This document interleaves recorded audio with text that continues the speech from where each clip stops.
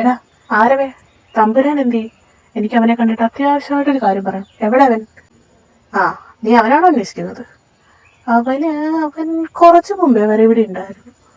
പിന്നെ ഇങ്ങോട്ട് പോയെന്ന് എനിക്കൊരു പിടിയില്ല. നീ വന്നേ, അവനെന്തോ തപ്പിയെടുക്കണം.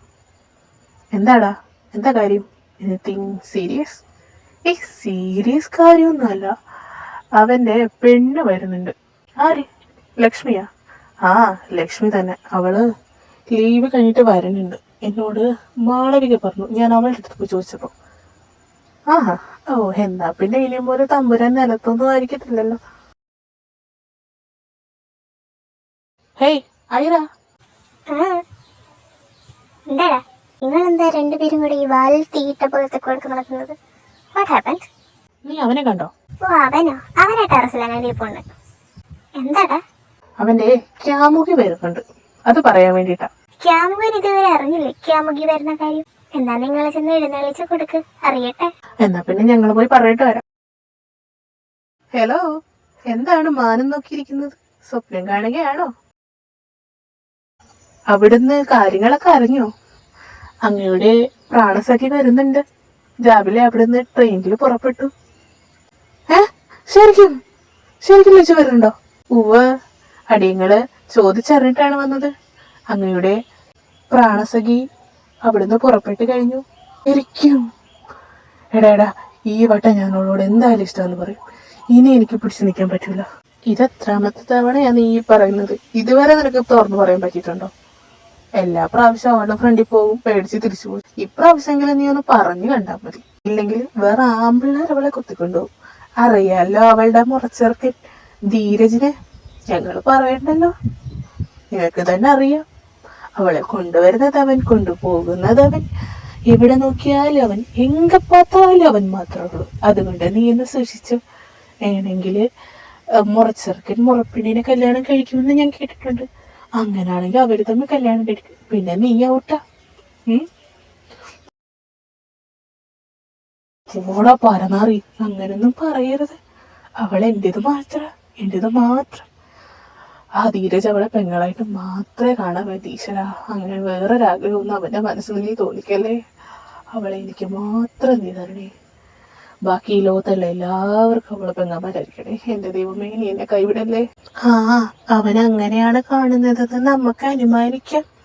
അല്ലാണ്ട് ഉറപ്പൊന്നും പറയാൻ പറ്റില്ലല്ലോ. നമ്മൾ ഇതുവരെ അവന്റെ അടുത്ത് സംസാരിച്ചിട്ടൊന്നുമില്ലല്ലോ. അത് പറഞ്ഞപ്പോഴാണ് നിങ്ങളുടെ അടുത്ത് ഞാനൊരു കാര്യം പറയാൻ പറഞ്ഞു. എടാ, നമ്മുടെ ധീരജ് ഉണ്ടല്ലോ, നമ്മുടെ ധീരജോ അല്ല, ലക്ഷ്മിയുടെ ധീരജോ, ഓ, അവളുടെ ബന്ധു ധീരജ്. അവനാണെങ്കിൽ ഇന്റേൺഷിപ്പ് സ്റ്റാർട്ട് ചെയ്തു. അപ്പൊ അവൻ ഇവിടുന്ന് കുറച്ച് ദൂരെയാണ്. എനിക്ക് തോന്നുന്നു കൽക്കട്ടയോ മറ്റാണെന്നാണ് എൻ്റെ ഒരു തോന്നൽ.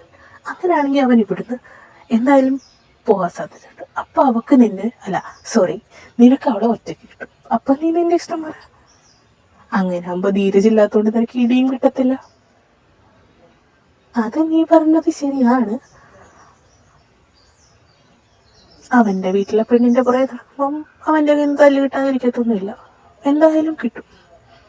അവൻ ഇവിടെ ഇല്ലാത്ത സ്ഥിതിക്ക് എനിക്ക് പോയി പ്രപ്പോസ് ചെയ്യാവുന്നതാണ്. അതാകുമ്പം അവളുടെ കയ്യിൽ നിന്നുള്ള അടി മാത്രം വാങ്ങിച്ചാൽ മതിയല്ലോ, അവന്റെ അടി വാങ്ങിക്കണ്ടല്ലോ. അവളെ വിളിച്ചു പറഞ്ഞിട്ട് ഇനി അവൻ വന്ന് തന്നെ തല്ലിയാലോ? അങ്ങനാണെങ്കിൽ എനിക്ക് തടിമാടന്മാരെ പോലത്തെ 2 കൂട്ടുകാരില്ലേ, നിങ്ങൾ നിന്ന് അടികൊള്ളണം. എന്റെ മോനെ, പെണ്ണ് വിഷയത്തിൽ അടികൊള്ളാൻ ഈ ആരവനെ കിട്ടത്തില്ല. നീ ക്രിസ്ത്യൻ കൂടെ കിടന്ന് അടി വാങ്ങിക്കത്തേ ഉള്ളൂ. പോട്ടടാ, അവന് പെണ്ണ് കിട്ടാത്തതിന്റെ സങ്കടം കൊണ്ടാ. ആർക്കാടെ പെണ്ണ് കിട്ടാത്തത്? എനിക്ക് പെണ്ണൊക്കെ കിട്ടും. ഞാനൊന്നും വിരലിനടിച്ച എത്ര പെമ്പിളാര് വേണമെങ്കിലും വന്ന് എന്റെ പുറകിൽ ക്യൂ നിൽക്കും. അതല്ലെങ്കിൽ ഞങ്ങൾക്കറിയാം. ഇവിടുത്തെ കോളേജിൽ ക്യാൻറ്റീനിലൊക്കെ ക്യൂ നിന്നിട്ട് സാധനം വാങ്ങിക്കണം. അപ്പൊ പുറകിൽ മാത്രമല്ല, ഫ്രണ്ടിലും പെമ്പിള്ളേരൊക്കെ നിൽക്കും. ദേ, രണ്ടും കൂടെ എന്റെ വാങ്ങിയിരിക്കുന്ന മലയാള ഭാഷയിൽ 56 അക്ഷരം കുട്ടികൾ തെറിയൊന്നും കേൾക്കരുത്. അതുകൊണ്ട് 2 എഴുന്നേറ്റ് 2 വഴിക്ക് പോകും.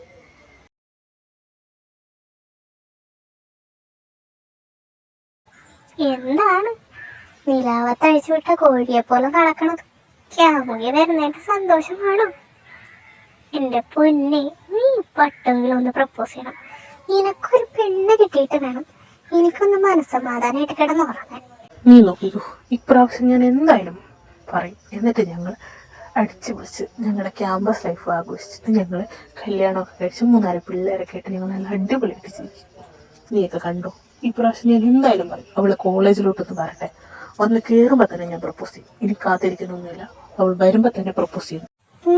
2-3 പിള്ളേരെ സ്വപ്നം കാണുന്നൊക്കെ നിർത്തിയിട്ട് നീ ആദ്യം പോയി കാര്യം പറഞ്ഞു കഴിഞ്ഞാൽ നീ ആ ധീരജിന്റെ കൈ കൊണ്ട് ചാവുമെന്ന എന്റെ പേടി. പോടി ഇവിടുന്ന് കരുന്നാക്കടുത്ത് വളയ്ക്കാതെ. ഞാൻ ആ കാലം വരത്തില്ല എന്ന് ആരോ പറഞ്ഞതിന്റെ ധൈര്യത്തിലാണ് പോയി പറയാൻ പോകുന്നത്. നീ വെറുതെ ആ കാലനെ ഒന്നും വിളിച്ച് വരുത്തല്ലേ. വെറുതെ അവന്റെ കൈ കൊണ്ട് അടികൊണ്ട് ചാവാനുള്ള ശേഷിയൊന്നും എനിക്കില്ല. എനിക്ക് അവന്റെ അത്രയും ബോഡിയും മസിലും ഒന്നുമില്ല, നിനക്കറിയാലോ. അത് നമുക്ക് നോക്കാം, അവൻ വന്ന് അടിക്കോ ഇല്ലെന്നൊക്കെ. തൽക്കാലം നീ ഉള്ള ധൈര്യമൊക്കെ സംഭരിച്ച് പോയിട്ട് പ്രപ്പോസ് ചെയ്യാൻ നോക്കാം. ഇനിയും താമസിച്ചാൽ ചിലപ്പോൾ കൈവിട്ട് പോകും. പിന്നെ അവക്ക് ധീരജ് മാത്രല്ല കേട്ടോ, തണ്ടും തടിയുള്ള വേറെ ചേട്ടനുണ്ട്. എന്തോന്നാണ് അവളുടെ വീട്ടിൽ ആണുങ്ങളുടെ സംസ്ഥാന സമ്മേളനം? എങ്ക பார்த்தாലും അവക്ക് ബോഡി ഗാർഡ്സ് മാത്രം. അവളുടെ കുടുംബത്തെ ആണുങ്ങൾ കൂടുതലാ. അതുകൊണ്ട് നീ വെറുതെ അടിയൊന്നും വാങ്ങിച്ചു കൂട്ടരുത്. കണ്ണെന്തെങ്കിലും കാണിക്കേണ്ട മര്യാദക്ക് പോയി പ്രപ്പോസ് ചെയ്യണം. അതുകൊണ്ടാണ് ഞാനും പറഞ്ഞത്, നേരത്തിനും കാലത്തിനും പോയി പറഞ്ഞ പെണ്ണ് നിന്റെ കയ്യിലേക്ക്. അല്ലെങ്കിൽ വല്ല ചോണയുള്ള ആമ്പിള്ളേരും അടിച്ചുള്ളൂ, പിന്നെ കിടന്ന് മുങ്ങിട്ട് ഒരു കാര്യമില്ല. അതുകൊണ്ട് എൻ്റെ കുളിച്ച് വൃത്തിയായിട്ട് നല്ല കുട്ടപ്പനായിട്ട് പോയിട്ട് കാര്യങ്ങളൊക്കെ അങ്ങോട്ട് പറയുക. ഓക്കെ, നിങ്ങൾ സെറ്റാക്കുക. ഭാര്യടുത്ത് വെച്ച് വരട്ടെ. ഞാൻ എന്തായാലും ഇപ്രാവശ്യം പ്രപ്പോസ് ചെയ്യും. എനിക്ക് നീ ഇങ്ങനെ ഒളിച്ച് നടക്കാൻ പറ്റത്തില്ല. എനിക്ക് അവളെ അത്രയ്ക്ക് ഇഷ്ടമാണ്. കണ്ട അന്ന് മുതൽ എനിക്ക് അവളെ ഇഷ്ടം.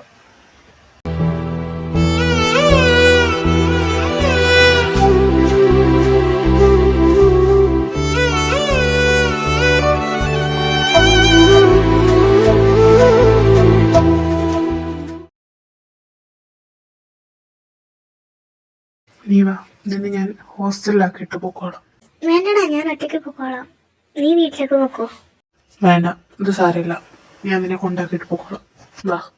ഇപ്പൊ ഫുഡ് കഴിക്കുന്നോ ഒന്നോ നീ ഹോസ്റ്റലിൽ ചെന്നിട്ട് കഴിക്കോ? ഞാൻ ഹോസ്റ്റലിൽ പോയിട്ട് കഴിച്ചോളാം. നീ എന്നാ അകത്തേക്ക് കയറിക്കോ, ഞാൻ ചെന്നിട്ട് വിളിക്കാം. Okay, bye. Bye by.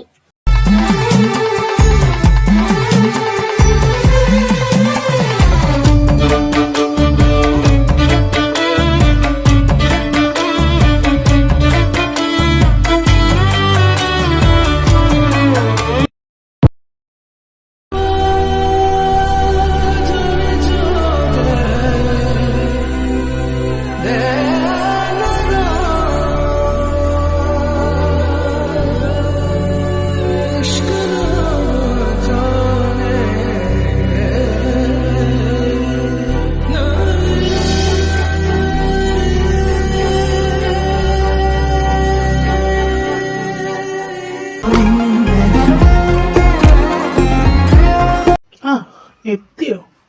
ഞാൻ കരുതി ഇപ്പോഴൊന്നും വരത്തില്ലായിരിക്കും. മുറപ്പെണ്ണിനെ കൊണ്ട് വിട്ടിട്ടാ വരുന്നത്? അതേടാ, ഞാൻ അവളെയും കൊണ്ടുവിട്ടിട്ടാ വരുന്നത്. അല്ല, ഇത്രയും ദിവസം എവിടെയായിരുന്നു? ഇന്റേൺഷിപ്പ് തുടങ്ങിയിട്ട് ദിവസം 3-4 അറിയാടാ. ആ പെണ്ണിങ്ങോട് വരാതിരുന്നല്ലേ, അവളെ ഒറ്റയ്ക്ക് വിടാൻ ഏട്ടന് പേടി. അതാ ഞാനും വരാതിരുന്നത്. എന്നാ ശരി, നീ ഒന്ന് മാറിക്കേ, ഞാൻ പോയിട്ടൊന്ന് കുളിച്ച് ഫ്രഷ് ആവട്ടെ. പിന്നെ എനിക്ക് ഇന്നൊരു കാര്യം പറയാൻ പറഞ്ഞു. നമ്മുടെ ഇന്റേൺഷിപ്പില്ലേ, നമ്മൾ ഇവിടുത്തെ ഒരു കമ്പനി ചെയ്യാൻ തീരുമാനിച്ചാല്, പക്ഷെ അവിടെ ഫുൾഫില്ലായി. അപ്പോൾ നമ്മളെ വേറൊരു കമ്പനിയിലേക്ക് മാറ്റി, കൽക്കട്ടയിലുള്ള ഒരു കമ്പനിയിലേക്ക് മാറ്റിയത്. അത് 2 ദിവസം മുമ്പ് അതിൻ്റെ ഓർഡർ വന്നു. അത് മാറ്റിയോ? ഞാൻ ഇവിടെ നിൽക്കാമെന്നാണ് വിചാരിച്ചത്. ഇനി കൽക്കട്ട പോകാം, അല്ലാണ്ട് വേറെ വഴിയില്ലല്ലോ. ഇപ്പോഴേ എനിക്ക് കൺഫേം ആയിട്ട് മെയിൽ വന്നു. നിന്നോട് ഞാൻ വന്നിട്ട് പറയാൻ വിചാരിച്ചു, അതാ ഞാൻ വിളിച്ച് പറയാതിരുന്നത്. നമുക്ക് എന്തായാലും 2 ദിവസം കഴിഞ്ഞിട്ടോ അല്ലെങ്കിൽ നാളെ വൈകിട്ടോ പോകണം. നാളെ വൈകിട്ടോ? എൻ്റെ ദൈവമേ, അല്ലടാ, നമുക്ക് നാളെ അല്ല 2 ദിവസം കഴിഞ്ഞിട്ട് കാരണം പോകാനുള്ള കുറച്ച് പേപ്പേഴ്സ് നമുക്ക് കോളേജിൽ പോയി ശരിയാക്കാനുണ്ട്. അപ്പോൾ അതും കഴിഞ്ഞിട്ട് നമുക്ക് മറ്റന്നാൾ വൈകിട്ട് പോകാം. എന്നാൽ അത് മതി, പേപ്പേഴ്സൊക്കെ ശരിയാക്കി കഴിഞ്ഞിട്ട് പോയാൽ മതി. എന്നാ ശരി, ഞാൻ പോയിന്ന് കിടക്കട്ടെ. അല്ല, നീ ഫുഡ് കഴിച്ചിട്ടാണോ വന്നത്? അല്ല, നീ എടുത്ത് വെക്ക്, ഞാൻ കുറച്ച് കഴിഞ്ഞിട്ട് വന്ന് കഴിച്ചോളാം. ശരി, എന്നാ പൊക്കോ, പോയി കിടന്നു.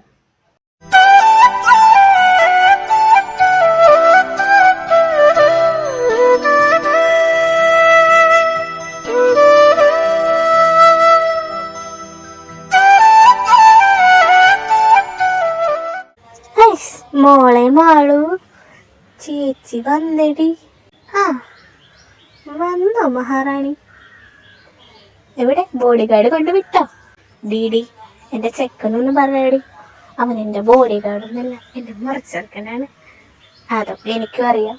എന്നാലും അവൻ നിന്റെ ഫുൾ ടൈം ബോഡി ഗാർഡ് ആണല്ലോ. ഇന്ന് ബോഡി വന്ന് അവൻ എന്നോട് അത്ര സ്നേഹമുള്ളതുകൊണ്ടല്ലേ. അതെ അതെ, കോളേജിലെ പിള്ളേരൊക്കെ അവനെ ബോഡി ഗാർഡ് എന്നാണ് വിളിക്കുന്നത്. സാരല്ലടി, ഒരു ബോഡി ഗാർഡ് ഉള്ളതൊക്കെ നല്ലതല്ലേ? നമ്മളെ പെൺകുട്ടികളല്ലേ, ഒരു ബോഡി ഗാർഡൊക്കെ ഉള്ളത് നല്ലതാ. ആഹാ, എന്നിട്ട് ബോഡി ഗാർഡ് എവിടെ? അവൻ എന്നെ കൊണ്ടാക്കിയിട്ട് പോയടി. അവന് ഇവിടുത്തെ കമ്പനിയിലല്ല, അവന് ഇവിടെ നിന്ന് അവർ ട്രാൻസ്ഫർ ചെയ്ത് കൽക്കട്ടയ്ക്ക് വിട്ടു. അവൻ ഇനി അവിടെ ആയിരിക്കും. അപ്പൊ ഇനി മുതൽ നിനക്ക് ബോഡി ഗാർഡ് പ്രൊട്ടക്ഷൻ ഉണ്ടാവില്ലെന്നർത്ഥം.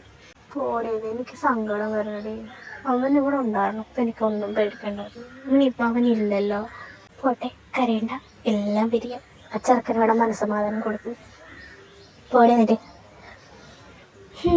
നീ വാ, എനിക്ക് വിശക്കട്, നല്ല വിശപ്പ്. അതെന്താ മോള് വരുന്ന വഴിക്കൊന്നും ഞം വെച്ചില്ലേ? അതൊക്കെ ഞം വെച്ചു, എന്നാലും വിശപ്പാണല്ലോ, ഫുഡ് മുഖ്യം മികില എന്നാണല്ലോ. അതുകൊണ്ട് നമുക്ക് പോയി ഞം വെക്കാം. ഹോസ്റ്റലിൽ മെസ്സൊക്കെ തുറന്നിട്ടുണ്ടോ ആവോ? വാ വാ, പോയി ഞം വെക്കാം. അതെ, ഞം വലുത്. മതി വായിത്താളം അടിച്ചത്.